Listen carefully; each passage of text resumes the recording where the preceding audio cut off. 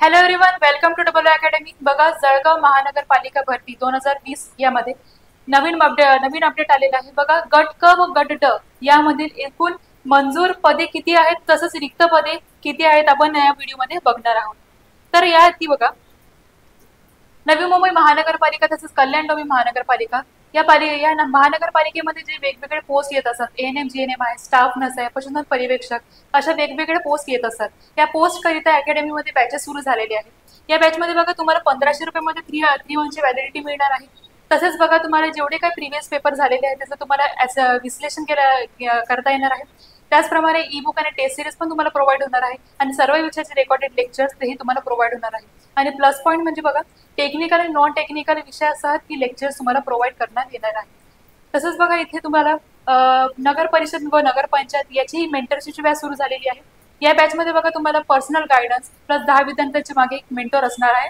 ठीक आहे, तर बघा, तुम्हाला कॉन्टॅक्ट करायचं असेल, ऍडमिशन क्वेरी काय असतील तर तुम्ही या नंबरवरती कॉन्टॅक्ट करू शकता, 9545818303 या नंबरवरती।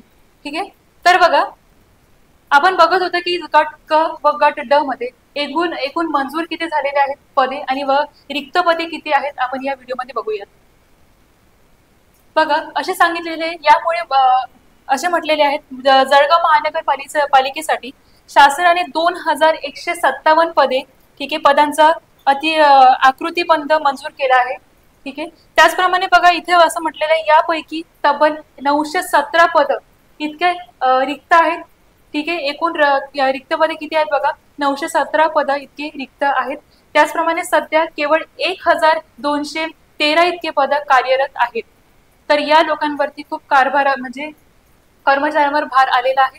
त्याचप्रमाणे बघा, धक्कादायक बाब म्हणजे काय, या महिन्यात 27 कर्मचारी सेवानिवृत्त झालेले आहेत आणि डिसेंबर 2025 ही संख्या बघा किती असणार आहे, 150 पर्यंत जाणार असून त्या रिक्त पदांची आडाखडा 50% पुढे असा जाणार आहे, इतकी शक्यता आहे असे म्हटलेले आहेत। आता त्यामुळे काय असणार आहे, उर्वरित कर्मचाऱ्यांवर अतिरिक्त कामाचा ताण वाढणार आहे असे म्हटले जाणार आहे।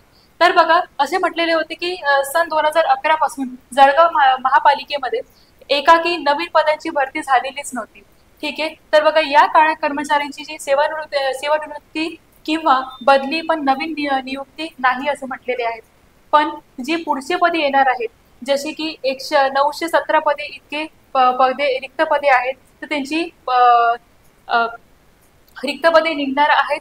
तर बघा, कोणकोणते पोस्ट असं असणार आहे बघा, स्वच्छता आहे, पाणी पुरवठा आहे, नागरी सुविधा आहे, तसंच बघा कर संचालन आहे, त्यानंतर बांधकाम परवाने या पदाकरिताही जागा निघणार आहेत।